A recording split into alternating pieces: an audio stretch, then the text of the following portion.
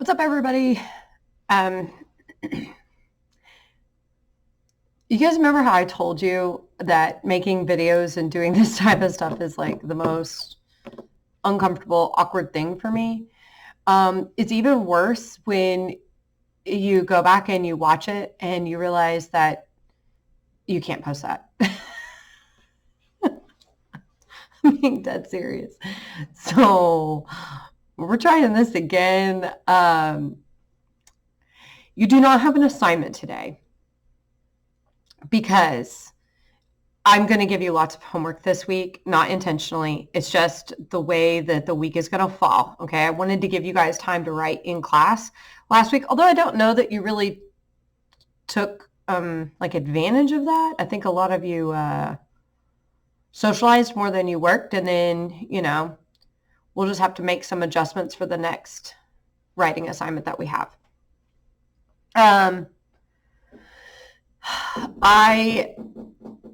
have so many who cannot come to school. So I'm going to open a Google Meet link every day. So if you're not at school, I want you to get on that link during our class hour. Now, I also understand that you're at home. And so some of you are like, man, I don't want to get up and get ready. You could come to the 5th hour meeting. I'll do the exact same thing. It's just a different grouping of kids. It's not like you guys don't know each other for the most part anyways. Even if you're out this week, get on that link and do the assignment. It will help you stay like up to date, on pace.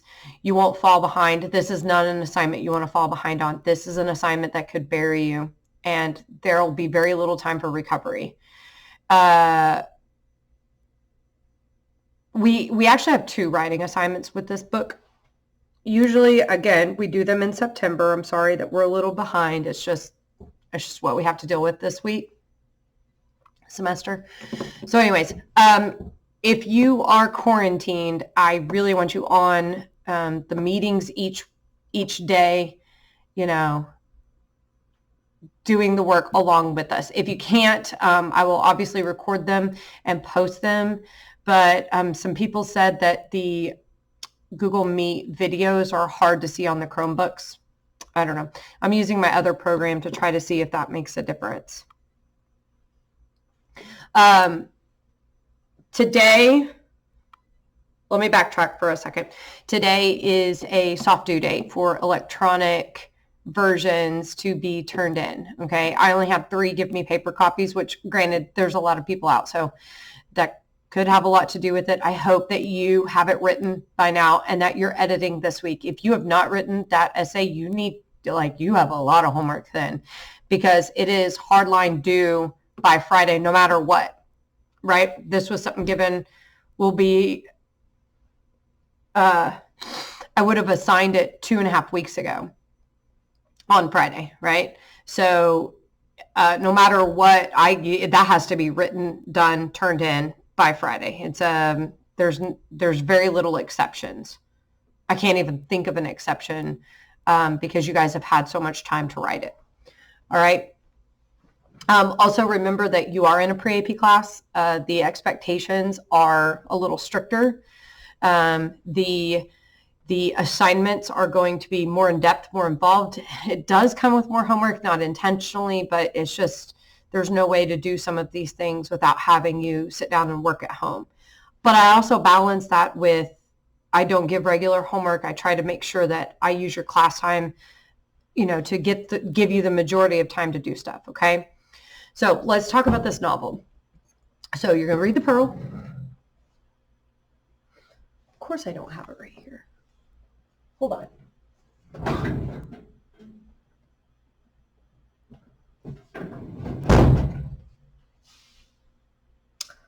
Well,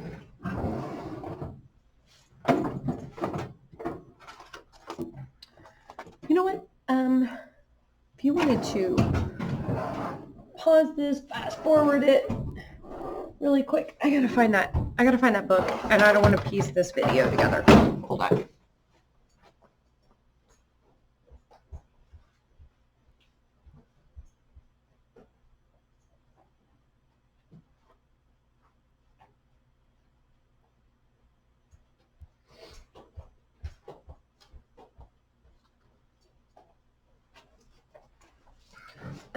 Well, it's not my book, but it's a book. I will find my book. Anyways, the Pearl. I don't know if that's backwards. It probably is. We're going to read this by Friday. All right. So there's a really good chance that you're going to have to do some stuff at home. If we do not read this book by this week and have it read by Thanksgiving, right? You're going to have to finish reading it over Thanksgiving break. And I do not want to give homework over a break. I don't really like that, but there's a chance that you might have to if we don't get it done. The other thing is you're going to have to take notes. This one is really dirty. You're going to have to take notes in this, and because they're the school's books, you cannot write in them. There's also not really room to write in them, right? The margins are super, super tiny. So I have a way that you're going to write in them. All right, we use Post-it notes. This person, whoever's this was, didn't do a very good job taking care of their book. I don't appreciate that. That's for sure. But they left some of their Post-it notes, but you can see that they didn't really do a very good job of taking notes. This would not be the expectation.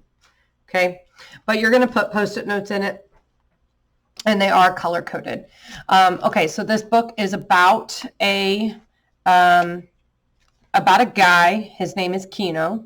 He is married, and they have a little baby. Baby cannot crawl or anything yet. They live in La Paz, Mexico, which is a real place. It's kind of a tourist place now. It's every year I think to go look this up. You know, like the little peninsula piece of Mexico that comes down, like extends from California. It's the water between Mexico and that little piece that juts down. So it's set in a real place. This author was really, he worked with a bunch of immigrants that came from like Mexico in California, and he just saw some of the problems and things that they faced, whether they were legal, illegal. It wasn't an issue at that point when he wrote this. And so it's one of the things that inspired this. And he had made a trip. In the book, you will see that they are referred to as Indians. We would not call them Indians today. We would just say that they're Mexican. They're from Mexico. They're Mexican. But in the book, they put them in a social class like that.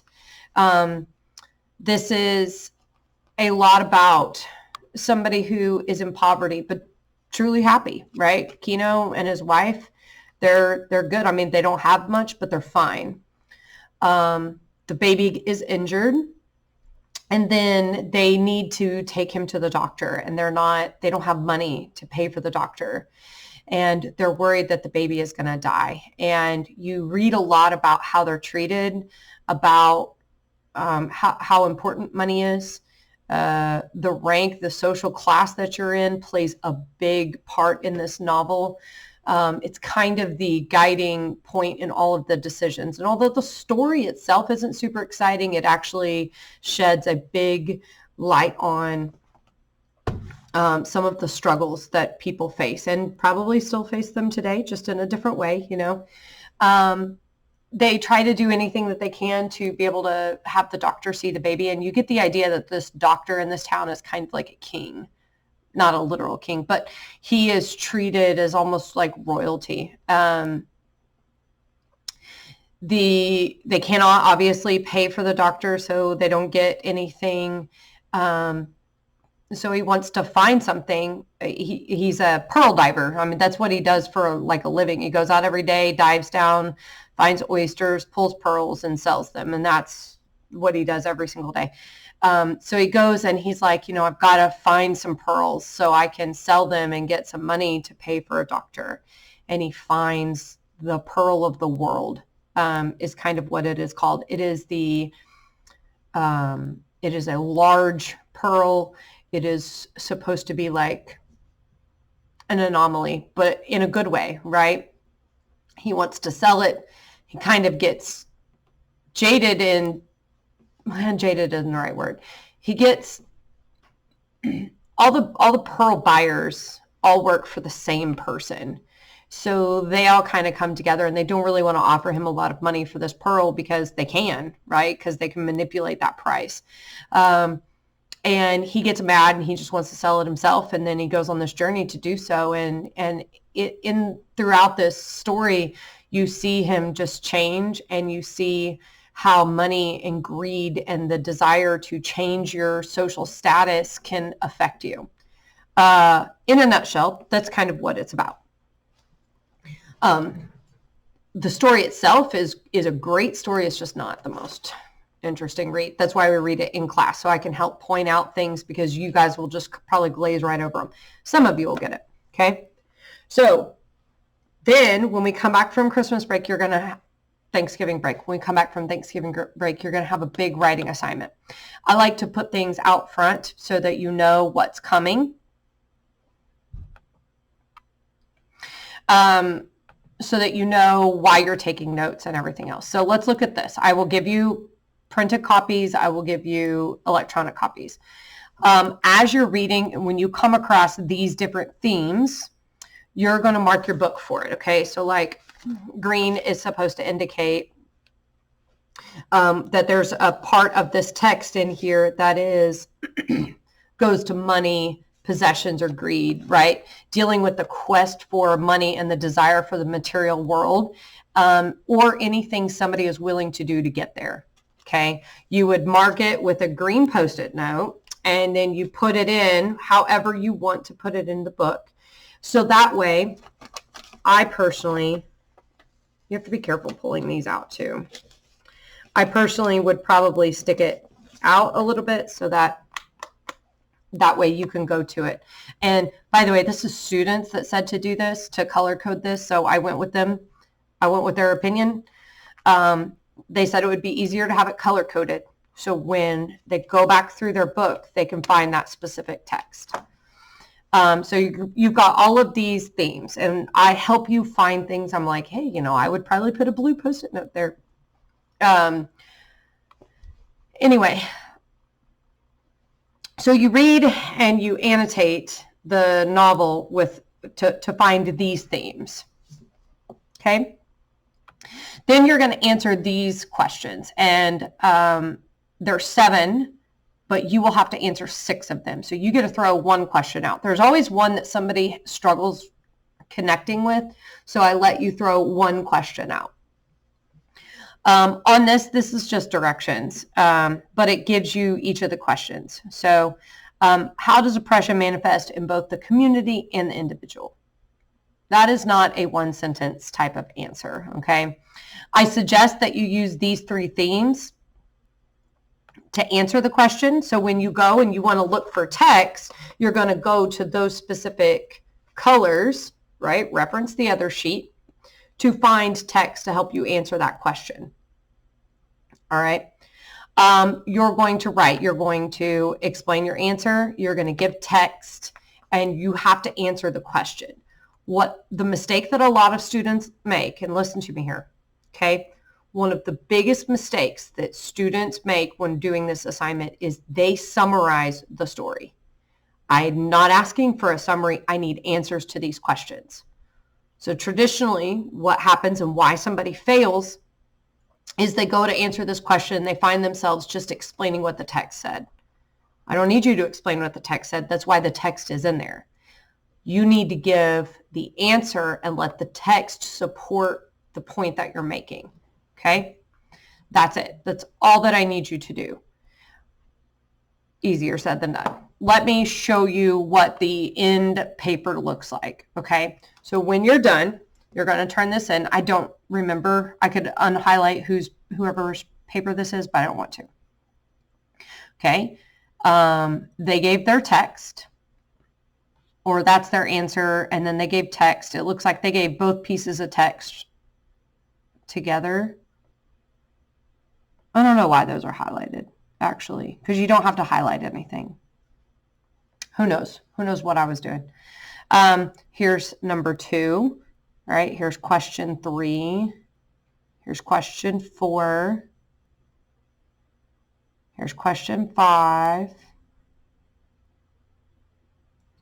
6, and 7. So last year we decided you could throw one out. I'm letting y'all do that as well. So you can see this is a big assignment. A lot of work is going to go into this. These are not just simple one sentence answers, right? I will break an entire question down for you. I will break number 5 down for you. Can money or desire change an individual? And this is usually one you guys are comfortable with answering, which is why I break it down. I show you how to create topic sentences, what happens next, how to explain it, blah, blah, blah, and then put it together. So this is one answer. All right, so this is a lot of work. You guys are going to be putting this in when we get back from Thanksgiving. This will be your answer sheet. I give you an exact rubric. So question 1 has its own rubric. Question 2 has its own rubric. And each of these are individual grades. Although you're turning it in as one big assignment, I grade them individually so that you know where you messed up and which ones that you need to fix. All right. So that's it. And I will give you a copy of this as well. So you're going to get the questions and suggestions as to which themes that you should use to answer the question. I give you the themes, right? I explain to you each theme, what you're looking for. And while we're reading, I help point out some things, especially in the first 2 chapters. Not so much as we go on because you guys kind of get the hang of it, but I help you. Okay. I'm going to give you an example and show you how to write it.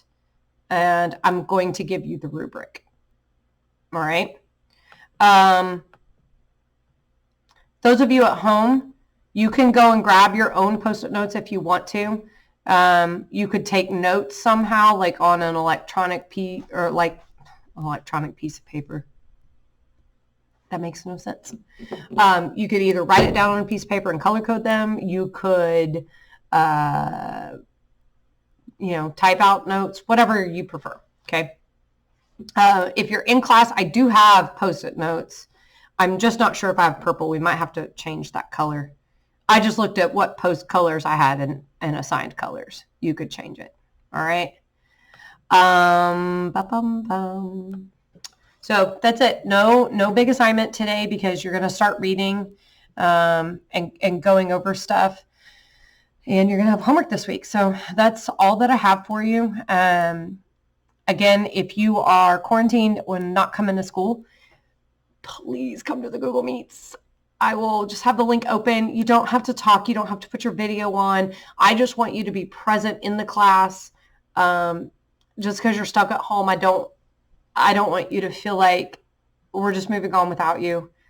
It's kind of a weird thing, I know, but I'm going to put you up here. So up here on my desk, and just have that open so you can hear things going on in the class. You can ask questions, whatever it is that you need. Okay.